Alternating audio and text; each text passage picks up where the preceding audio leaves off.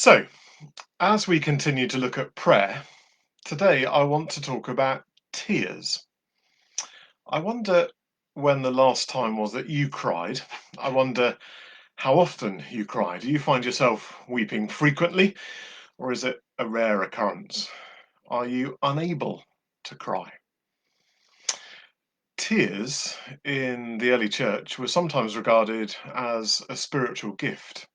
Like all of our emotions, they can be used as a form of prayer. You might want to think about all or a different kind of emotion rather than tears.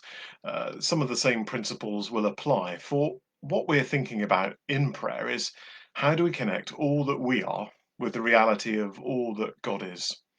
How do we connect our life with His life, Father, Son, and Holy Spirit? Remembering that the God whom we worship, the God who is with us, really is with us, deep within us, experiencing reality alongside us, experiencing reality within us. It's experiencing reality at a depth and a truth that is deeper than we can know or imagine.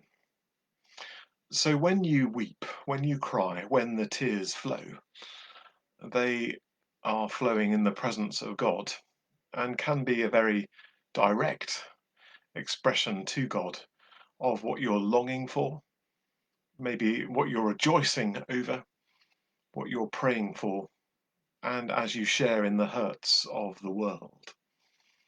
Tears can become a lens through which we see reality in a different kind of way. A very wise person once said to me as I was crying with them, "What are these tears saying, do you think, Sam?" Fascinating question, isn't it?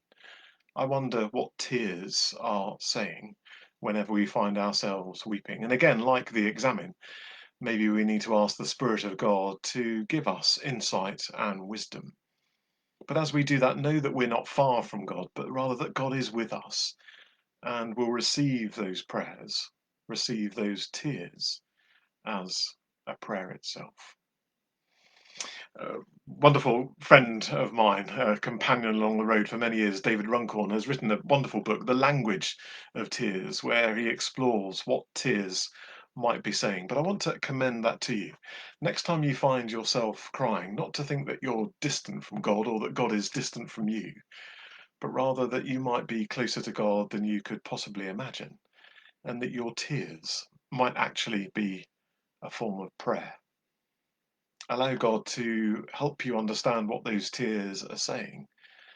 And as you pray through those tears, to be drawn closer into the very life of God. Tears, then, but one of many forms of praying, but perhaps one it's worth exploring deeper.